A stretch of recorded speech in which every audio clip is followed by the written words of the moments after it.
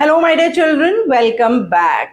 बच्चों, public sector undertakings के types हम कर रहे हैं, जिसमें आज हम कवर अप करने वाले हैं गवर्नमेंट कंपनीज।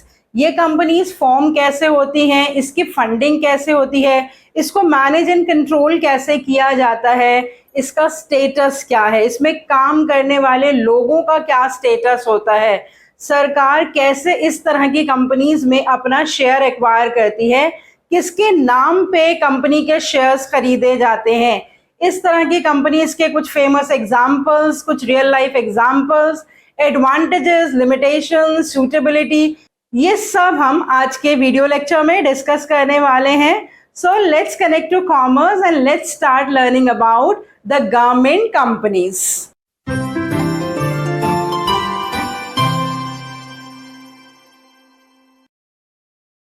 बच्चों, पब्लिक सेक्टर अंडरटेकिंग्स जो हैं वो 3 मेजर कैटेगरीज में डिवाइड की थी हमने।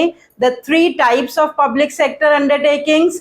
Number 1 departmental undertakings, number 2 statutory corporations and number 3 the government companies. तो statutory corporations and departmental undertakings हम कर चुके हैं, आज हम करने जा रहे हैं गवर्नमेंट कंपनीज। तो 5-6 बेसिस पे हम हमेशा किसी भी कंपनी के फीचर्स अंडरस्टैंड करते हैं। वही फीचर्स मैंने यहाँ पर लिख दिए हैं गवर्नमेंट कंपनीज के लिए। उससे पहले देख लेते हैं डेफिनेशन क्या है गवर्नमेंट कंपनीज की।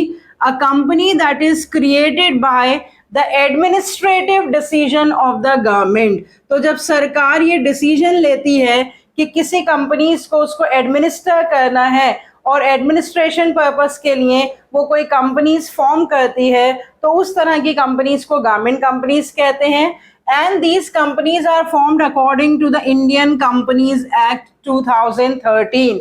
तो लास्ट चैप्टर में जो हमने पढ़ा था प्राइवेट सेक्टर में private limited companies and the public limited companies, तो दोनों तरह की कंपनीज जो है वो गवर्नमेंट कंपनीज हो सकती हैं, चाहे वो प्राइवेट सेक्टर की कंपनी हो चाहे वो पब्लिक सेक्टर की कंपनी हो, जिसमें सरकार अपना 51% से ज्यादा शेयर एक्वायर कर लेगी, वो बन जाएगी गवर्नमेंट कंपनी। और वो फॉर्म कैसे होती है, as per the provisions of the companies act.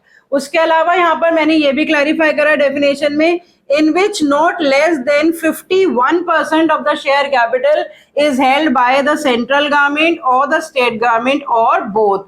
And it also includes a company which is a subsidiary of the government company. तो एक ऐसी कंपनी जिसमें सरकार का 51% से ज्यादा शेयर कैपिटल उस कंपनी में होता है और बाकी सारा पब्लिक का होता है। और वो होल्ड कौन करता है, सेंट्रल गवर्नमेंट या स्टेट गवर्नमेंट या दोनों गवर्नमेंट्स मिलकर हेल्ड करती हैं। और अगर कोई उस कंपनी की सब्सिडरी है तो वो भी गवर्नमेंट कंपनी मानी जाएगी। तो बहुत ही सिंपल डेफिनेशन है गवर्नमेंट कंपनी की कि एक ऐसी कंपनी जो इंडियन कंपनीज एक्ट की प्रोविजंस के हिसाब से फॉर्म होती है और उस कंपनी में 51% से ज्यादा शेयर सरकार के होते हैं, और कोई भी सब्सिडरी होगी उस कंपनी की वो भी गवर्नमेंट कंपनी की ही कैटेगरी में आएगी। अब कुछ कॉमन बेसिस पे सारे फीचर्स देख लेते हैं गवर्नमेंट कंपनी के, जिन बेसिस पे हमने स्टैट्यूटरी कॉर्पोरेशंस या डिपार्टमेंटल अंडरटेकिंग्स के फीचर्स करे हैं, उसी बेसिस पे हम गवर्नमेंट कंपनी के फीचर्स देख लेते हैं। फॉर्मेशन मैंने आपको बता ही दिया that these companies are formed as per the Indian companies act 2013। और जो एडमिनिस्ट्रेटिव डिसीजन होता है गवर्नमेंट का टू फॉर्म सच कंपनीज, उसके हिसाब से कंपनीज बनाई जाती हैं। और इसमें सारे रूल्स एंड रेगुलेशंस कौन से लगते हैं, इंडियन कंपनीज एक्ट 2013 के हिसाब से जो भी फॉर्मेशन के रूल्स हैं या जो अदर रूल्स हैं वो सारे यहाँ पर एप्लीकेबल होते हैं। ओनरशिप के बारे में फुली और पार्टली ओन्ड। फुली ओन्ड मतलब अगर सारे शेयर्स ही सरकार के पास है तो वो फुली ओन्ड हो गई, और 51% से ज्यादा शेयर सरकार के पास है और कुछ शेयर्स पब्लिक के हाथ में भी हैं तो वो पार्टली ओन्ड हो गई। स्टेटस क्या है कि ये सेपरेट लीगल एंटिटी मानी जाती है। सिर्फ डिपार्टमेंटल अंडरटेकिंग्स जो है वो सेपरेट लीगल एंटिटीज नहीं होती है, स्टैट्यूटरी कॉर्पोरेशन भी सेपरेट लीगल एंटिटी है और गवर्नमेंट कंपनीज भी सेपरेट लीगल एंटिटीज होती हैं, जिसमें कंपनी और सरकार का स्टेटस अलग अलग होता है। ये कंपनीज अपने नाम पर प्रॉपर्टीज ओन कर सकती हैं, किसी भी थर्ड पार्टी के अगेंस्ट केस फाइल कर सकती हैं, they can enter into contracts. तो इस तरह से इन कंपनीज की सेपरेट लीगल एंटिटी होती है। फाइनेंस के बारे में भी मैंने आपको डेफिनेशन में ही बता दिया कि 51% से ज्यादा इसमें सरकार का शेयर होता है। सरकार in the form of shares इस कंपनी में अपनी ओनरशिप एक्वायर करती है और इसके अलावा इसमें पब्लिक के शेयर्स भी होते हैं। मैनेज और कंट्रोल कौन करता है इस तरह की कंपनीज को? Definitely by the board of directors. तो जो बोर्ड ऑफ डायरेक्टर्स होते हैं वो elected representatives of the share holders होते हैं। तो क्योंकि यहाँ पे शेयर सरकार के भी हैं और पब्लिक के भी हैं, तो जो बोर्ड ऑफ डायरेक्टर्स में रिप्रेजेंटेटिव्स होंगे वो पब्लिक के भी रिप्रेजेंटेटिव्स होंगे और सरकार के भी रिप्रेजेंटेटिव होंगे। और उनके ऊपर रूल्स कौन से लगते हैं? जो भी कंपनीज एक्ट के रूल्स हैं वो सारे रूल्स एंड रेगुलेशंस यहाँ पर लगाए जाते हैं। जो स्टाफ होता है इन कंपनीज का वो गवर्नमेंट सर्वेंट्स नहीं होते हैं। जो भी रूल्स होते हैं स्टाफ से रिलेटेड, उनके अपॉइंटमेंट से रिलेटेड, वो आर्टिकल्स ऑफ एसोसिएशन में डिटरमाइन किए जाते हैं। आपको याद होगा हमने डॉक्यूमेंट्स पढ़ रखे हैं फॉर्मेशन ऑफ अ कंपनी में। मेमोरेंडम ऑफ एसोसिएशन जो कंपनी के ऑब्जेक्ट्स एंड पावर्स को डिफाइन करता है। आर्टिकल्स ऑफ एसोसिएशन जो कंपनी के इंटरनल रूल्स एंड रेगुलेशंस को डिटरमाइन करता है। तो कंपनी चलाने के लिए जो भी रूल्स एंड रेगुलेशंस लगते हैं वो आर्टिकल्स ऑफ एसोसिएशन में मेंशन होते हैं। तो हर कंपनी अपने हिसाब से अपना ओन आर्टिकल्स ऑफ एसोसिएशन बनाती है और उसी हिसाब से उस कंपनी के लोगों का अपॉइंटमेंट होता है। तो जो इस कंपनी में काम करने वाले लोग होते हैं वो सिविल सर्वेंट्स या गवर्नमेंट सर्वेंट्स नहीं होते हैं। उनका स्टेटस प्राइवेट सर्वेंट्स का होता है और उनके अपॉइंटमेंट से रिलेटेड, पे स्केल से रिलेटेड, रिटायरमेंट से रिलेटेड किसी भी तरह के रूल्स एंड रेगुलेशंस जो हैं वो उस कंपनी के आर्टिकल्स ऑफ एसोसिएशन से तय किए जाएंगे।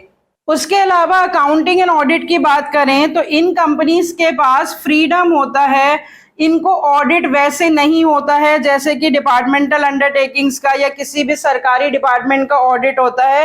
दे are free from such audit. लेकिन इनकी जो एनुअल रिपोर्ट्स हैं वो सबमिट की जाती हैं पार्लियामेंट में and these reports are checked by auditor general of India. तो बहुत ज्यादा पार्लियामेंट के स्क्रूटनी में ये कंपनीज नहीं होती हैं क्योंकि डायरेक्ट कंट्रोल पार्लियामेंट का नहीं है, लेकिन फिर भी इनको अपनी रिपोर्ट्स जो है वो पार्लियामेंट में सबमिट करनी पड़ती हैं। तो इन्हीं सारे फीचर्स में से बच्चों काफी हद तक हमें क्लियर हो गया है कि इस तरह की कंपनीज में क्या क्या एडवांटेजेस हमें देखने को मिली कि फॉर्मेशन थोड़ी सी आसान है क्योंकि इसमें कोई स्पेशल एक्ट पास करने की जरूरत नहीं है। स्टैट्यूटरी कॉर्पोरेशंस में फॉर्मेशन थोड़ी डिफिकल्ट है क्योंकि स्पेशल एक्ट पास किया जाता है। यहाँ पर आसानी से ये फॉर्म हो जाती है as per the provisions of the companies act. तो यहाँ पे स्पेशल एक्ट पास करने की जरूरत नहीं होती है। उसके बाद इनका स्टेटस भी इंडिपेंडेंट होता है, जो अभी हमने पढ़ा सेपरेट लीगल एंटिटी है। तो ये कंपनीज जो है वो प्रॉपर्टी भी ओन कर सकती हैं, सीयू भी कर सकती हैं, कॉन्ट्रैक्ट्स भी एंटर कर सकती हैं क्योंकि इनकी सेपरेट लीगल एंटिटी है। फिर उसके बाद इनके पास ऑपरेशनल ऑटोनॉमी होती है, decision making power, rules and regulations decide करना as per the articles of association. तो अपनी कंपनी को चलाने के लिए जो रूल्स एंड रेगुलेशंस हैं उसकी ऑटोनॉमी इन कंपनीज के पास होती है कि वो अपने रूल्स एंड रेगुलेशंस फ्रेम कर सकती हैं। इसमें पॉलिटिकल इंटरफेरेंस थोड़ी कम होती है।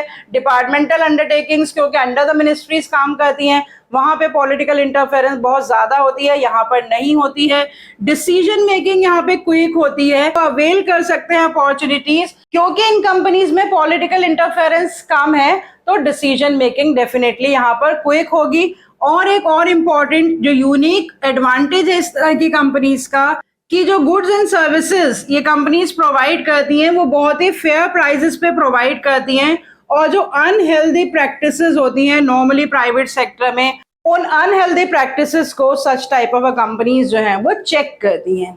अब लिमिटेशंस डिस्कस कर लेते हैं। जैसे हमने स्टैट्यूटरी कॉर्पोरेशंस की लिमिटेशंस डिस्कस की थी कि जहां हम ऑटोनॉमी की बात कर रहे हैं, ऑपरेशनल फ्लेक्सिबिलिटी की बात कर रहे हैं, फ्रीडम की बात कर रहे हैं, तो ये फ्रीडम जो है वो प्रैक्टिकली कम होता है। थ्योरेटिकली तो हम कहते हैं कि इन कंपनीज के पास फ्रीडम है, इनके पास ऑपरेशनल ऑटोनॉमी है, इनके अपने रूल्स एंड रेगुलेशंस होते हैं, लेकिन क्योंकि 51% से ज्यादा शेयर सरकार के पास है तो सरकार की इंटरफेरेंस से ये कंपनी बची नहीं रहती हैं। तो प्रैक्टिकली इनके पास ऑटोनॉमी और फ्रीडम कम ही होता है। ज्यादातर सरकार का कंट्रोल ही इन कंपनीज के ऊपर होता है।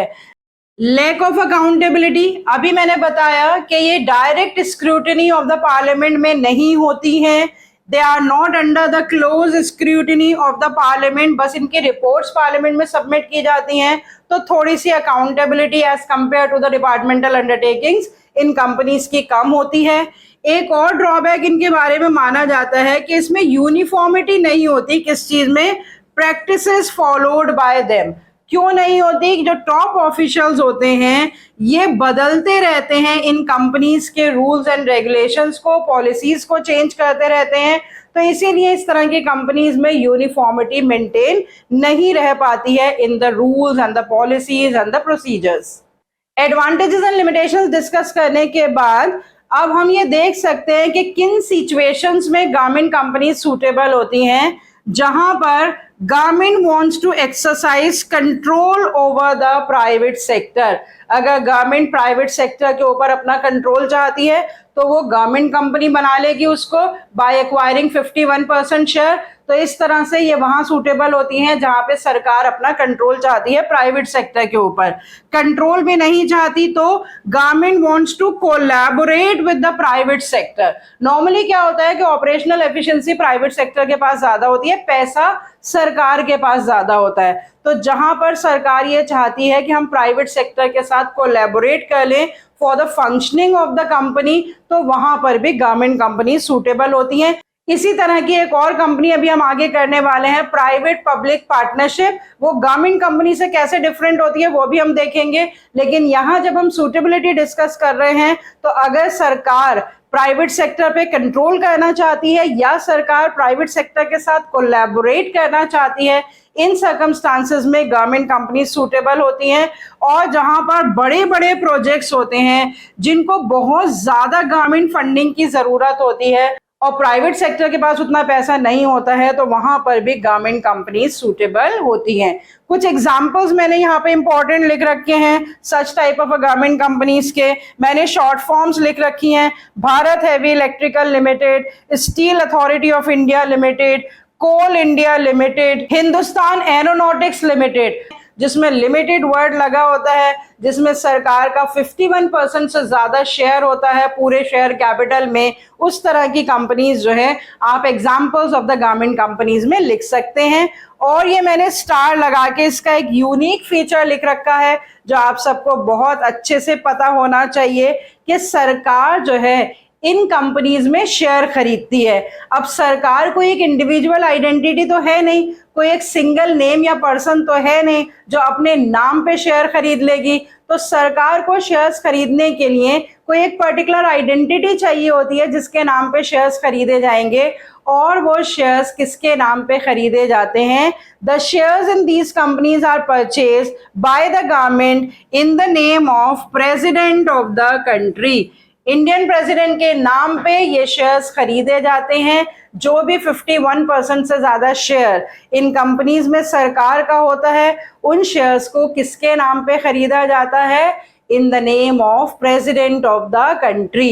तो ये क्वेश्चन आपको एमसीक्यूज में भी आ सकता है, आपको अलग अलग ऑप्शंस दी जा सकती हैं कि किसके नाम पे शेयर्स खरीदे जाते हैं, स्टेट गवर्नमेंट के नाम पे, सेंट्रल गवर्नमेंट के नाम पे, या प्रेसिडेंट ऑफ इंडिया के नाम पे, या बोथ स्टेट और सेंट्रल गवर्नमेंट के नाम पे। तो आप कौन सा ऑप्शन चूज करेंगे? प्रेसिडेंट ऑफ इंडिया के नाम पे।